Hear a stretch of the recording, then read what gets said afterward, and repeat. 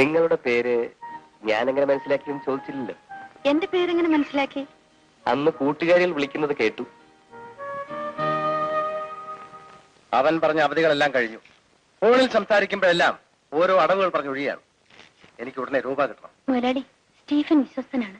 നിനക്കവൻ വിശ്വസ്തനായിരിക്കും. റീത്തെ, സ്നേഹിച്ചാൽ ഞാൻ എന്ത് കൊടുക്കും?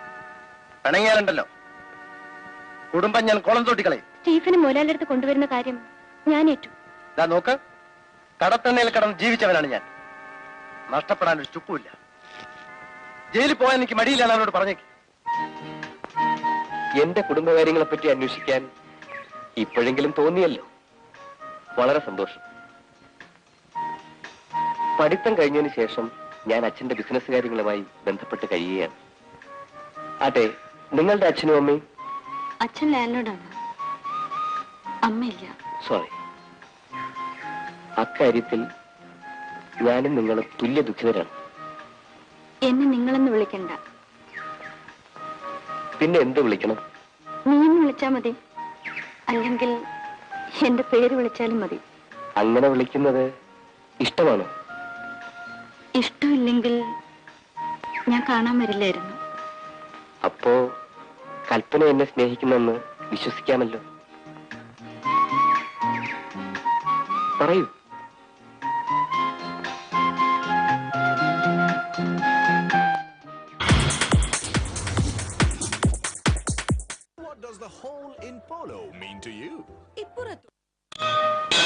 കൽപ്പനെ, ഇന്നെന്താ ഇത്ര നേരത്തെ ബെല്ലടിച്ചത്? എനിക്കും അങ്ങനെ തോന്നി. ഞാൻ വരട്ടെ? അടുത്ത ദിവസം വരില്ലേ? തീർച്ചയായും വരട്ടെ.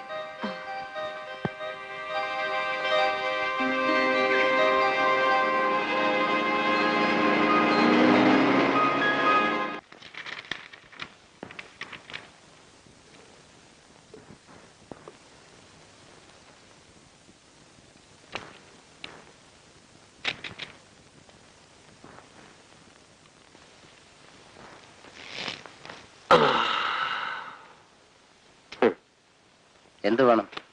മുതലാളി ഒന്ന് കാണാമെന്നതാ. കാര്യം പറയാം. ആഹാ, മുതലാളി വലിയ ദൈവഭക്തനാണല്ലോ. എല്ലാ ദൈവങ്ങളെയും ആരാധിക്കുന്ന പരമഭക്തൻ. എന്റെ വിശ്വാസങ്ങളെ ചോദ്യം ചെയ്യാനാണ് വന്നത്? നോനു, താങ്കളുടെ പ്രവൃത്തിയെ വാഴ്ത്താൻ വന്ന കാര്യം പറയണേ. ഹേ, പറഞ്ഞു ഫലിപ്പിക്കാൻ പണ്ടേ ഞാൻ മോശമാണ്. കണ്ടു മനസ്സിലാക്കുന്നതാണ് നല്ലത്.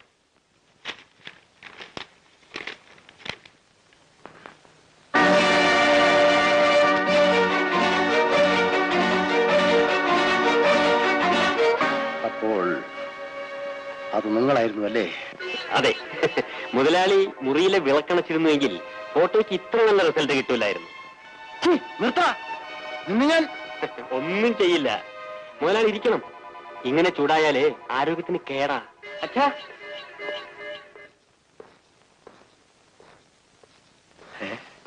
അച്ഛാ, ഒരു ഫ്രണ്ട് ബോംബെന്ന് വരുന്നുണ്ട്. എന്റെ കാറ് വർക്ക്ഷോപ്പിലാ. അച്ഛന്റെ കാറ് നിർത്തോട്ടെ? ശരി മോനെ. ഇത് മകനാണല്ലേ? അതെ. എന്റെ പേര് രവി. ഹലോ. ഞാൻ അച്ഛനുമായി ഒരു ബിസിനസ് കാര്യം സംസാരിക്കാൻ വന്നതാ. ശരി, മോൻ വണ്ടി എടുത്തോണ്ട് പോയിക്കോളൂ. വരട്ടെ?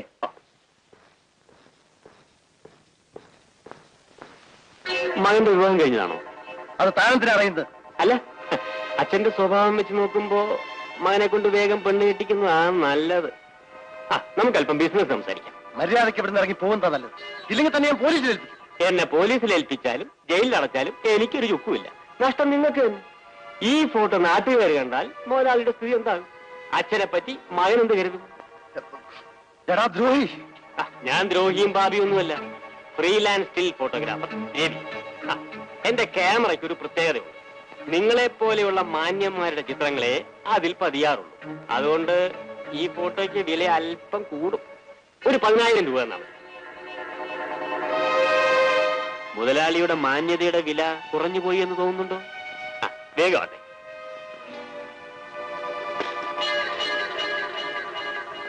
എനിക്ക് ചെക്ക് വേണ്ട, ക്യാഷ് തന്നാ മതി.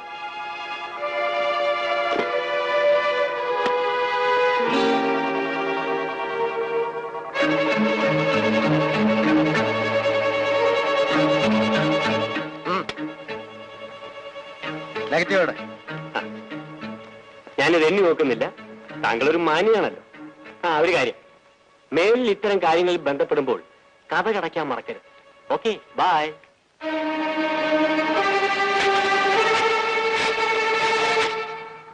പുഷ്പേ, നീ ഒരു ഉപകാരം ചെയ്യുമോ? ദേ, പുസ്തകത്തിന്റെ കാര്യമാണെങ്കിൽ തരില്ല. ഒന്ന് വാങ്ങിയത് എവിടെ കൊണ്ട് കളഞ്ഞില്ലേ? പുസ്തകമല്ല പിന്നെ.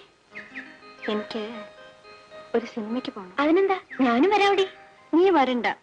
കൊച്ചു കള്ളി, ആരാണ് കൂടെ? എന്നോട് പറടി. Very good. എന്റെ ശിഷ്യയുടെ വളർച്ചയിൽ ഞാൻ അഭിമാനിക്കുന്നു. നീ പോയിട്ട് വാ. വാർഡൻ, അതൊക്കെ ഞാൻ നോക്കിക്കോളാം. നീ ധൈര്യമായിട്ട് പോയിട്ട് പാടി.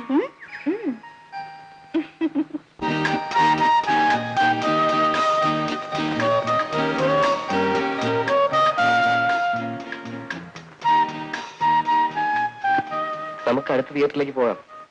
ടിക്കറ്റ് ബുക്ക് ചെയ്തിരുന്നില്ലേ? ഇല്ല.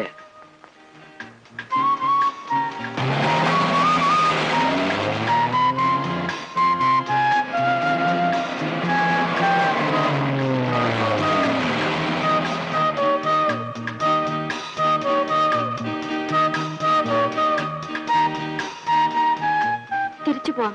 വേറൊരു തിയേറ്ററിലൂടെ നോക്കാം. വേണ്ട. ഓക്കെ.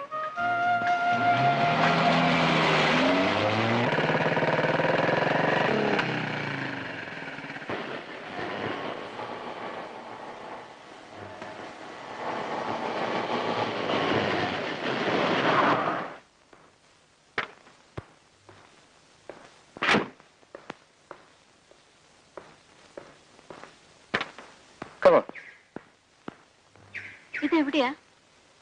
ഇതെന്റെ വീടാ. ഒന്ന് കയറിയിട്ട് പോവാം. ഇവിടം വരെ വന്നതല്ലേ കൽപ്പന. Please come. കമോൺ.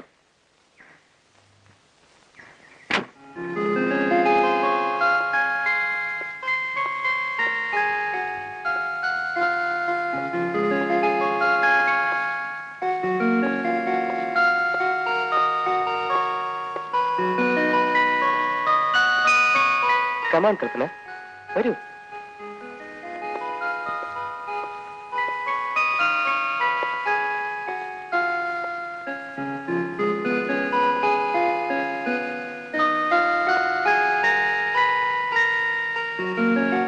ഇതാണ് എന്റെ റൂം. അച്ഛനോടില്ലേ? ഇല്ല, ബിസിനസ് കാര്യമായി ബോംബെക്ക് പോയിരിക്കുകയാണ്. നാളെ വരും. കൽപ്പനയ്ക്ക് എന്താ കുടിക്കാൻ വേണ്ടത്? എനിക്കൊന്നും വേണ്ട. അത് പറ്റില്ല. ആദ്യമായിട്ട് എന്റെ വീട്ടിൽ വന്നതല്ലേ. I will give hot zip.